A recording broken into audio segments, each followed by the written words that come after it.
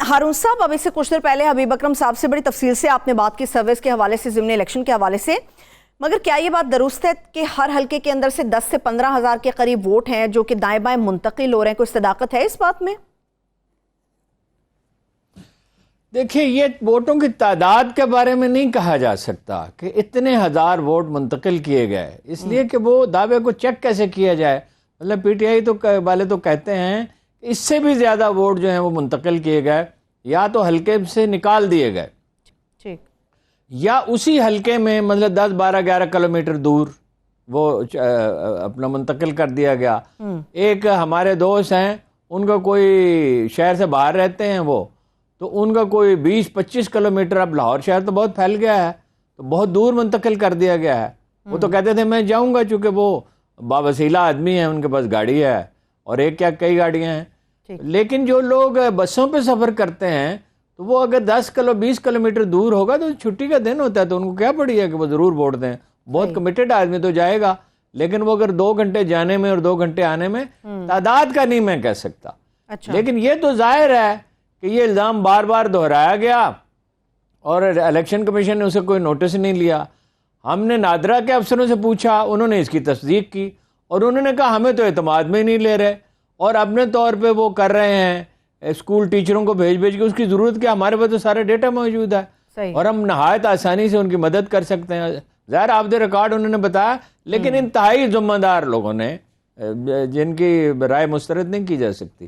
ٹھیک ہے، پھر یہ ان کا ریکارڈ بھی ہے، مطلب جس حلقے سے عمران خان کو بظاہر ہرا دیا تھا اور اپنا یا صادق صاحب نے، تو اس میں دوبارہ الیکشن ہوئے تھے تو وہ ہزاروں ووٹ منتقل کر دیے تھے انہوں نے، اور عمران خان تو کو ہرا دیا 10-12 ہزار ووٹوں سے، اور علیم خان ووٹ چند سو ووٹوں سے ہارے۔ یہ کیسے ممکن تھا؟ جی، تو یہ ٹریک ریکارڈ تو نون لیگ کا یہی ہے۔ پھر یہ کہ بارسوخ لوگوں پہ اثر انداز ہو رہے ہیں۔ مثلا ایک آدمی ہے، اس کی فلم اسے دکھائی گئی ہے، اچھا، کو جو قابل اعتراض حرکتوں کی، وہ خاموش ہو گیا ہے۔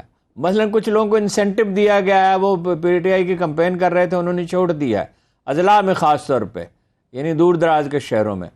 تو وہ تو کوشش تو پوری کریں گے وہ دھاندلی کی، اس لیے کہ ان کے لیے سروائیول کا مسئلہ، اور شہر ان کے ہاتھ سے نکل گیا نمبر 1، اور نمبر 2 اگر وہ واقعی پھر الیکشن ہوئے اور 14-15 سیٹیں جیت گئے، یہ یعنی گڑبڑ کے باوجود وہ جیت سکتے ہیں 14-15 سیٹیں۔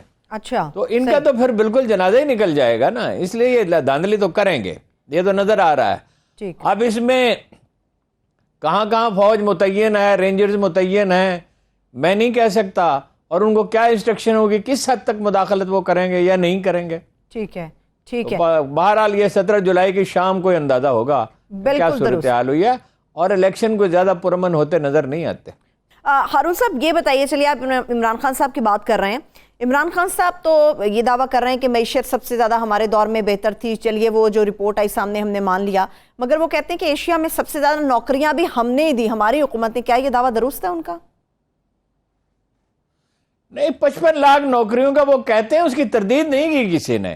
تو 1 کروڑ کا انہوں نے وعدہ کیا تھا، 55 لاکھ دی 3.5 سال میں۔ اب اگر 1.5 سال مزید مل جاتا تو مطلب 75 لاکھ تو ہو ہی جاتی، تو یہ تو بڑی کامیابی ہے۔ اس کی نون لیگ نے تردید نہیں کی کہ انہوں نے 55 لاکھ نوکریاں دی ہیں۔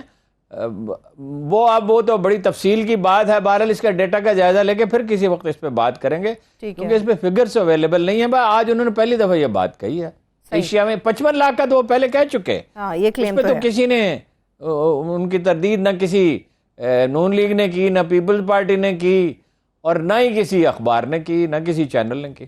صحیح ہے، ٹھیک ہے ہارون صاحب، لیکن کسی شخص کا یا عمران خان صاحب کا یہ کہنا کوئی معقول بات ہے کہ میں وزیر اعظم شہباز شریف کو اپنا وزیر اعظم نہیں مانتا، مگر لیا کے کراؤڈ کو وہ کہہ رہے تھے کہ وہ آپ کا وزیر اعظم ہے، میرا وزیر اعظم نہیں۔ اگر اکثریت مل جاتی ہے شہباز شریف صاحب کو تو کیا تب بھی وہ اس کو اپنا وزیر اعظم نہیں مانیں گے عمران خان صاحب؟ دیکھیں نا، اتنی کشیدگی ہے، ریٹورک ہے نا، اس کو ہم کہتے ہیں کہ یہ دعوے ہیں نفسیاتی دباؤ ڈالنے کے۔ اگر شہباز شریف صاحب کو اکثریت مل جاتی ہے، واقعی امکان تو کوئی نظر نہیں آ رہا دور دور تک، کیونکہ اب تو آج کے واقعے کے بعد تو انہوں نے خود کو محدود ہی کر لیا نا، اور انہوں نے نہیں کیا، یہ نواز شریف صاحب نے کیا ہے، پنجاب تک محدود کر لیا۔ اور پنجاب سے مراد دراصل وسطی پنجاب ہی ہے، کیونکہ شمالی اور جنوبی پنجاب خود کو پنجاب کا ویسا کوئی اور ٹوٹ حصہ نہیں سمجھتے، خاص طور پہ جنوبی پنجاب. تو لیکن بہرحال یہ بات انہیں نہیں کہنی چاہیے، اس لیے کہ فرض کیجئے وہ اکثریت لے لیتے ہیں، ٹھیک، حالات تو بدلتے رہتے ہیں نا، کوئی ایسا کارنامہ کر دکھائیں، سیاست میں تو کچھ بھی ہو سکتا ہے. صحیح. لیکن وہ عمران خان صاحب کا مزاج یہی ہے. مثلا انہوں نے اپنی کتاب میں لکھ دیا تھا 2013 کے الیکشن سے پہلے کہ مجھے 67% ووٹروں کی حمایت حاصل ہے سروے کے مطابق، جو صحیح نہیں تھا. اس کے بعد کسی نے ان سے کہہ دیا ہوگا یا کسی نے کوئی ایسا سروے کسی خاص علاقے میں کر لیا ہوگا، تو بعد میں وہ کہنے لگے کہ میں سروے پہ یقین ہی نہیں رکھتا. اب تو وہ جب بات ہوتی ہے تو کہتے ہیں میں نہیں مانتا سروے کو. حالانکہ سروے درست ہوتا ہے، 2-3% کا فرق ہو سکتا ہے میکسیمم، اکثر تو 1% یا اس سے بھی کم فرق پڑتا.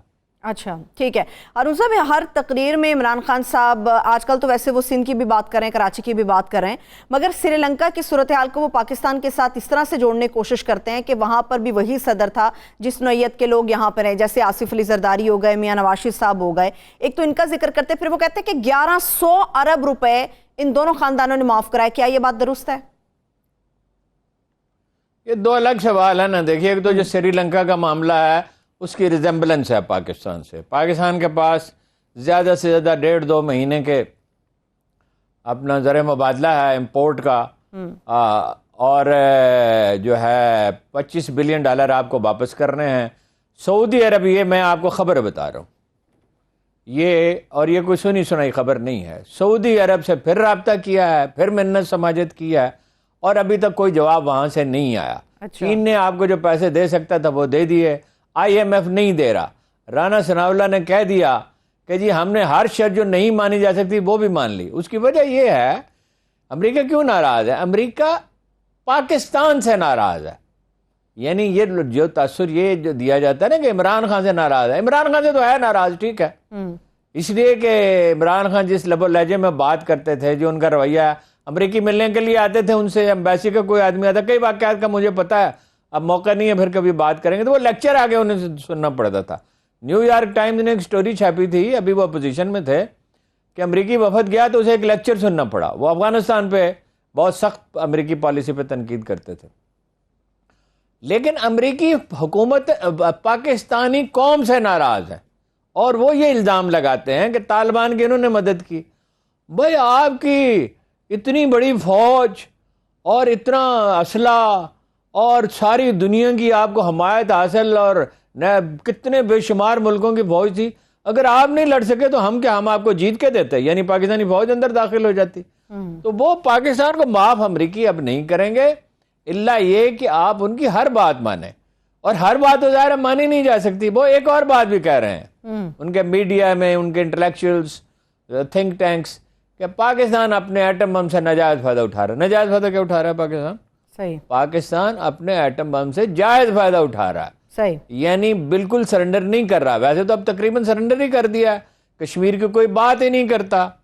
یعنی جہاں تک مجھے یاد ہے، سید علی گیلانی کی امریکی بھارتی وزیر خارجہ سشما سوراج پہ تو ٹویٹ کیا اپنا مریم صاحبہ نے اور نواز شریف صاحب نے اور سبھی نے، نون لیگ کے لیڈروں نے. علی گیلانی پہ نہیں کیا تھا کوئی یعنی تعزیت بیان بھی نہیں دیا تھا. کشمیر کا ذکر ہی نہیں کرتے، سرے سے نام ہی نہیں لیتے انڈین مسلمانوں پہ جو ظلم ہوتا ہے. لیکن بہرحال بالکل سرنڈر تو نہیں کر سکتے نا، کہ اس کی بالادستی مان ہی لیں، اس کا اعلان تو نہیں کر سکتے. پھر اسرائیل کو نہیں مان رہا پاکستان، جی عمران خان تو بالکل ہی نہیں مان رہے تھے. یہ ماننا چاہتے ہیں اب مگر مان نہیں سکتے. تو وہ تو یہ مسئلہ تو رہے گا اسی طرح. اچھا ٹھیک ہے ہارون صاحب، مجھے بریک پر جانا ہے، مگر اس سے پہلے میں جلدی سے ایک سوال کا جواب لینا چاہتا ہوں. میں نے آپ سے جس دن مفتاح صاحب نے اعلان کر دیا تھا 1 دن میں پیسے مل جائیں گے، تو میں نے آپ سے کہا تھا مفتاح صاحب کو ان چیزوں کا ادراک ہی نہیں ہے، ان کو سمجھتے ہی نہیں ہے، آسانی سے نہیں ملیں گے پیسے. بالکل ریکارڈ درون خانہ. اور بھی اس نے کہہ دیا، وزیر اعظم نے خود کہا اگر اور شرائط عائد نہ کی. بھئی آپ انوائٹ کرتے ہیں شرائط، اور حد یہ ہے کہ وزیر اعظم نے یہ کہا کہ جی میں بھیک مانگنے کے لیے نہیں گیا تھا لیکن میں نے مانگی.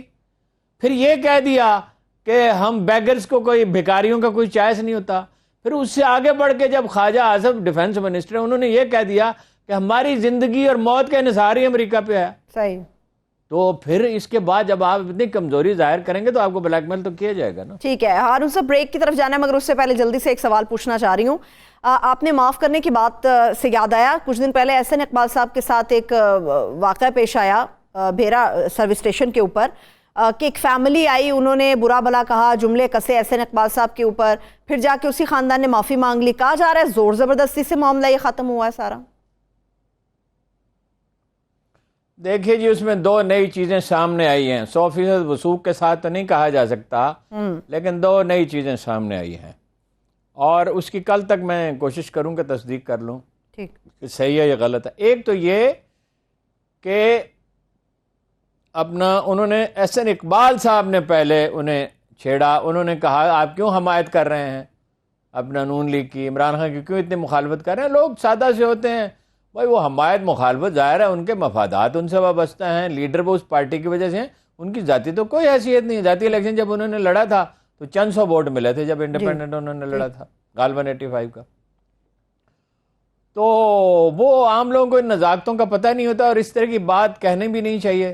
تو کہا جاتا ہے کہ احسن اقبال نے کہا کہ عمران خان نواز شریف کے جوتے کے برابر بھی نہیں ہے. تو ظاہر ہے اس کے بعد تو بہت لوگ مشتعل ہوتے ہی ہیں. اور یہ بھی اطلاع ہے کہ میں تو ان کی حمایت کی تھی احسن اقبال کی، اور بہت گالیاں کھائیں کہ بھائی یہ نہیں کرنا چاہیے، چونکہ اس وقت جو کچھ سامنے آیا تھا وہ تو یہی تھا کہ اس کو چور چور کہہ رہے ہیں، جو نہیں کہنا چاہیے اس طرح پبلکلی. کہ آپ ان کو چور کہیں گے تو وہ آپ کو چور کہیں گے. صحیح. تو اللہ کا حکم تو یہ ہے کہ بتوں کو برا نہ کہو، کسی کو بتوں کو برا نہ کہو، اور توہین نہ کی جائے. بالکل، یعنی یہ تو بالکل واضح ہے قرآن مجید میں بھی اور حدیث میں بھی اور سیرت میں بھی. لیکن بہرحال پھر یہ کہا جاتا ہے کہ بھئی ان پہ ایجنسیوں نے دباؤ ڈالا اور حکومت نے دباؤ ڈالا. وہ ایک عام سا خاندان ہے، وہ کوئی سیاسی خاندان تھوڑی، حامی ضرور ہیں وہ.